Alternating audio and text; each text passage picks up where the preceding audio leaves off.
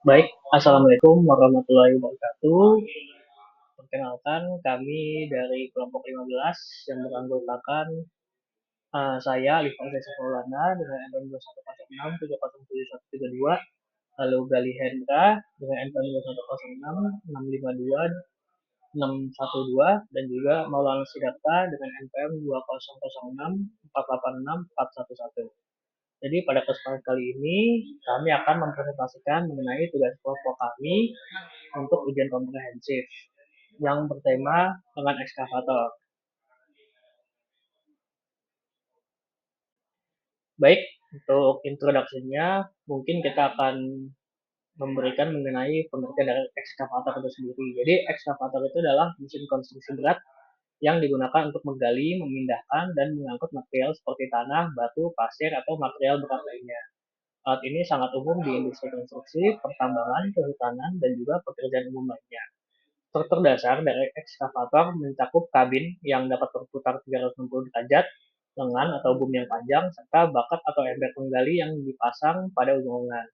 Ekskavator juga dilengkapi dengan rangka roda rantai atau roda karet agar dapat bergerak di berbagai jenis medan. Lalu ada kegunaan dari ekskavator itu sendiri. Nah, ada 5 kegunaan utama dari ekskavator, yaitu untuk penggalian tanah, di mana ini sangatlah dibutuhkan dalam proyek konstruksi seperti fondasi, parit, atau saluran air. Lalu pemindahan material, di mana ekskavator ini dapat memindahkan material seperti tanah, pasir, kerikil, dan juga batu dengan cepat. Lalu ada juga pembongkaran bangunan, di mana ekskavator dengan attachment khusus dapat digunakan untuk menghancurkan bangunan dan juga struktur beton. Lalu juga ada penataan lahan, di mana ekskavator ini dapat membantu untuk meratakan dan juga menyimpan lahan untuk pembangunan atau lanskap. Lalu juga ada penanaman pipa, di mana ekskavator ini digunakan untuk menggali tanah dalam pemasangan pipa atau kabel bawah tanah. Berikut adalah komponen untuk ekskavator, di mana biasanya ini adalah ekskavator yang sering kita jumpai, yaitu ekskavator untuk menggeruk tanah atau membawa material-material yang berat. Nah, secara umum sebuah ekskavator ini terdiri dari 5 bagian, yaitu ada boom, di mana lengan utama yang membantu ekskavator untuk mencapai area penggalian, lalu ada arm, di mana lengan keduanya yang berada di ujung boom dan menghubungkan boom dengan bucket, lalu ada juga bucket, yaitu alat penggali yang berbentuk ember di ujung arm, digunakan untuk menggali atau mengangkut material. Lalu juga ada cabin, di mana cabin ini adalah tempat operator untuk mengendalikan ekskavatornya, dilengkapi dengan joystick dan kontrol lainnya. Lalu ada underbody, yaitu rangka bawah yang biasanya dilengkapi dengan roda rantai atau roda karet agar alat ini dapat bergerak di berbagai medan. Oke, untuk selanjutnya ada tugas desain dan analisis, yaitu di mana kami dibagi berdasarkan kelompok kami, yaitu ketentuan-ketentuan mengenai ekskavator yang dirancang. Yang pertama itu ada kapasitas bucket sebesar 3,5 meter kubik, bobot maksimal sebesar 20 ton, dan juga jangkauan sebesar 35 meter. Nah, dari ketentuan tersebut dirancangnya desain dengan ekskavator, material yang digunakan, dan gaya-gaya kekuatan yang ada di dalam ekskavator tersebut. Oke, untuk selanjutnya, berikut adalah desain lengan atau bentuk lengan yang umumnya ada di ekskavator, di mana ada beberapa bagian seperti boom pada bagian belakangnya, setelah itu ada arm pada bagian tengah yang menghubungkan antara boom dengan bagian ujung ada bucket. Bucket dengan arm ini dihubungkan dengan sebuah hauling dan juga side ring, dan di antara di masing-masing bagian itu seperti di boom, di arm, dan juga di bucket itu ada masing-masing hidrolik untuk menggerakkan dari ketiganya. Hidrolik boom untuk menggerakkan boom, hidrolik arm untuk menggerakkan arm, dan hidrolik bucket untuk menggerakkan bucketnya. Untuk selanjutnya kami mendesain bucket kami sesuai dengan ketentuan sebelumnya, yaitu 3,5 meter kubik, dan pada kasus kali ini kami mendesain untuk mengangkut salah satu bahan bangunan, yaitu pasir, di mana densitas pasir itu sebesar 1.570 kg per meter kubik, maka didapatkan massa dari pasir itu sebesar 55 ton atau kurang lebih 5,5 ton lah. Lalu dari 5,5 ton itu didapatkan kurang lebih berat atau gaya yang harus diangkat oleh bucket adalah sebesar 53.906 Newton. Nah, baik, selanjutnya di sini terdapat analisis material. Pada bagian ini kita akan mempertimbangkan di sini terdapat 3 pilihan material yang nantinya akan kita gunakan dalam pembuatan material eskavator tersebut. Nah, di sini pilihan pertama kita terdapat karbon steel alloy, yaitu memiliki berat jenis 7.850 kg per meter kubik dengan yield strength-nya itu 370 megapascal dan modulus Young-nya itu 205 gigapascal. Nah, karbon steel alloy ini kelebihannya dia itu memiliki kekuatan tarik tinggi dan juga ketangguhan. Lalu di sisi lain biayanya itu cukup ekonomis dibandingkan dua material yang lain. Namun kekurangannya itu dia itu tidak tahan terhadap korosi dan juga densitas materialnya tinggi sehingga meningkatkan bobot dari material tersebut. Lalu pilihan kedua kita akan menggunakan high strength steel alloy dengan berat jenis 7.800 kg per meter kubik, lalu yield strength-nya 345 megapascal dan modulus Young-nya itu 200 gigapascal. Nah, material ini kelebihannya itu dia kekuatan mekanisnya itu tinggi dan juga tahan terhadap arus dan ketangguhan yang unggul. Lalu material ini juga ketahanan terhadap deformasi plastisnya itu cukup tinggi pada beban yang tinggi. Lalu kekurangannya itu dia itu relatif harganya materialnya tinggi dibandingkan dengan material yang lainnya. Selanjutnya pilihan material yang ketiga yaitu adalah aluminium. Aluminium ini kelebihannya memang bobotnya ringan dan juga tahan terhadap korosi, namun kekurangannya itu dia ini tidak memiliki kekuatan tarik yang tinggi, lalu dia juga tidak ideal jika digunakan untuk membuat eskavator atau alat berat lainnya. Nah, dari ketiga pilihan material sebelumnya, akhirnya kami memutuskan untuk memilih satu material yang akan digunakan untuk pembuatan lengan eskavator kami, yaitu kami memilih baja high strength steel alloy dengan jenis ASTM A572 grade 50. Kenapa kita memilih baja ini? Karena baja ini dirancang khusus untuk memberikan kekuatan mekanis yang tinggi serta ketahanan terhadap deformasi dan kausan. Hal itu dapat dilihat dari mechanical properties-nya yang terdiri dari kromium, molybdenum, dan vanadium yang akan meningkatkan kekuatan tarik, kekerasan, dan juga ketangguhan material pada berbagai kondisi. Oleh karena itu, kami merekomendasikan material ini untuk pembuatan lengan eskavator yang sering bekerja dalam kondisi berat dan memerlukan kekuatan tinggi dengan ketahanan jangka panjang, khususnya untuk eskavator medium hingga besar. Baik, selanjutnya kita masuk ke perhitungan kekuatan lengan saat ekstensi. Berikut adalah perhitungan dan kekuatan material dengan menggunakan luas penampang dari profil lengan saat ekstensi. Tegangan aktual dari lengan harus di bawah yield strength dari material agar tidak mengalami failure. Nah, pembebanan maksimum pada lengan dapat terjadi pada saat kondisi lengan saat ekstensi. Kondisi ini dapat dimodelkan dengan diagram sebagai berikut. Jadi di sini ada beam-nya, lalu ada shear force diagramnya dan juga bending moment diagramnya. Jadi untuk mencari kekuatan lengannya itu kita mencari W terlebih dahulu, yaitu beban maksimal sensi bucket dibagi dengan L atau panjangnya saat ekstensi maksimal. Dapatkan W-nya itu adalah 4066 Newton per meter. Lalu kita cari A-nya juga, yaitu luas penampang lengannya dengan rumus W per rho dikali G, di mana rho ini adalah massa jenis dari material yang digunakan. Didapatkan A-nya itu adalah 0,0531 meter kubik. Lalu dicari juga yield dari lengan saat ekstensi ini dengan Vmax per A, di mana Vmax ini adalah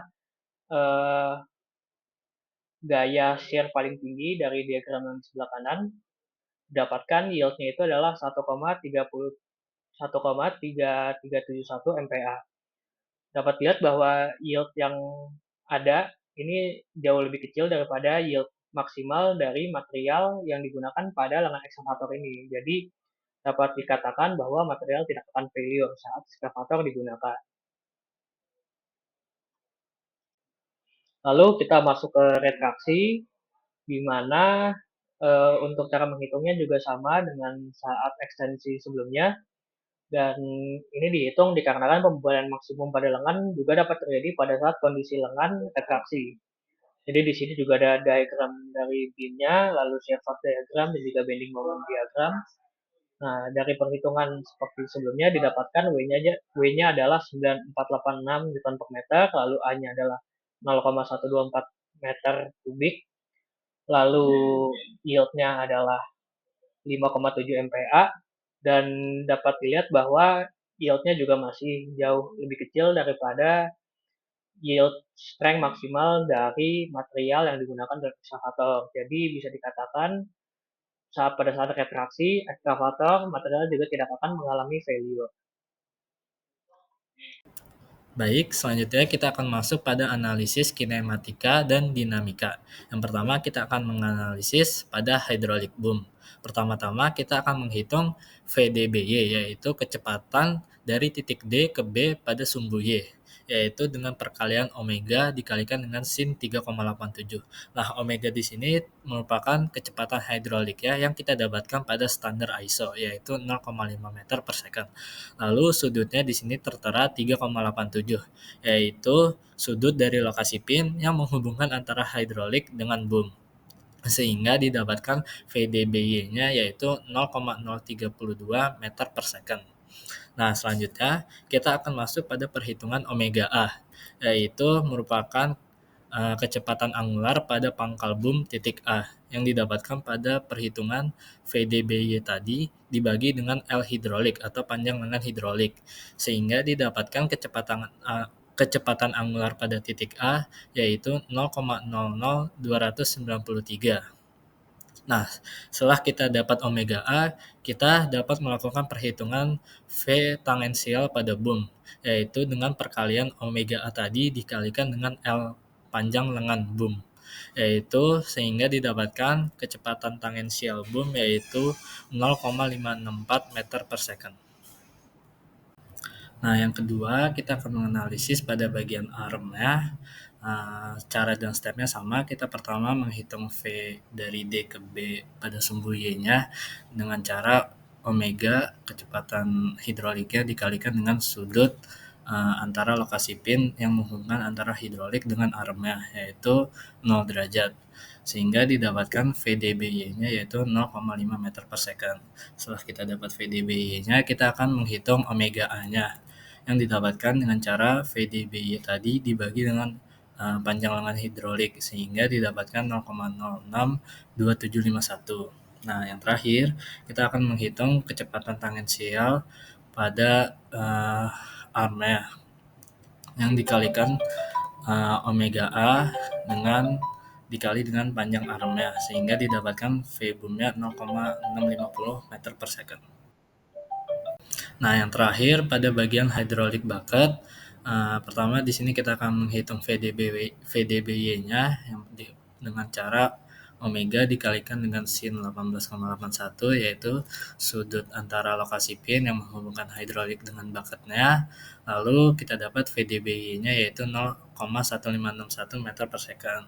Selanjutnya kita akan masuk pada perhitungan omega A-nya atau kecepatan angular pada titik A yang didapatkan dari perhitungan VDBY dibagi dengan L atau panjang lengan hidrolik si bucket ini.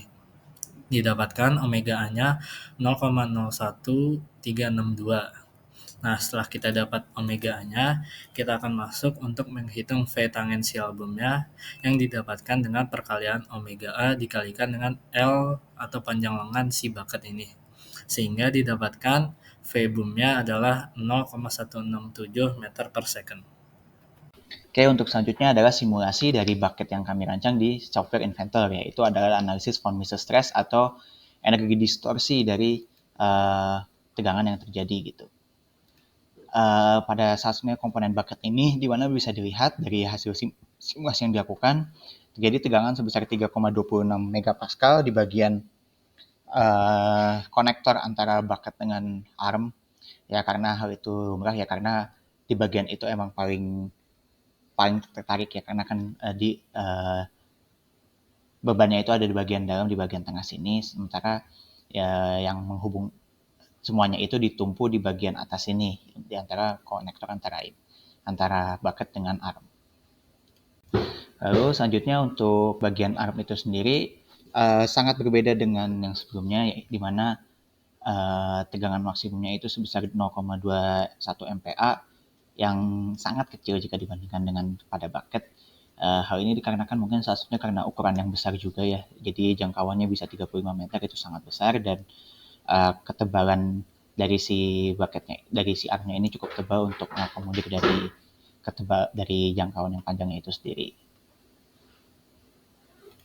Untuk yang terakhir adalah analisis von Mises pada bagian boom, sama seperti pada bagian arm, di mana tegangannya itu mendekati nol. Jadi walaupun boom ini mungkin terlihatnya sangat berat, sangat banyak menahan beban, tapi karena ketebalan dan distribusinya, jadi sangatlah kecil tegangan yang terjadi di bagian boom ini. Terakhir ada analisis safety factor, atau kita lihat sekilas dari safety factor dari tiap-tiap komponen, mulai dari bucket, boom, dan juga arm. Bisa dilihat semuanya itu ada di angka 15 ya, sesuai dengan yang ada di software inventor, dan dari sini bisa kita lihat bahwa ini masih tegangan yang terjadi itu masih sangat jauh dari yield stress-nya, jadi masih bisa aman digunakan untuk jangka panjang. Baik, itu saja dari kelompok 15. Apabila ada kesalahan mohon dimaafkan, dan apabila ada masukan mohon diberitahukan. Kurang lebihnya mohon maaf. Assalamualaikum warahmatullahi wabarakatuh.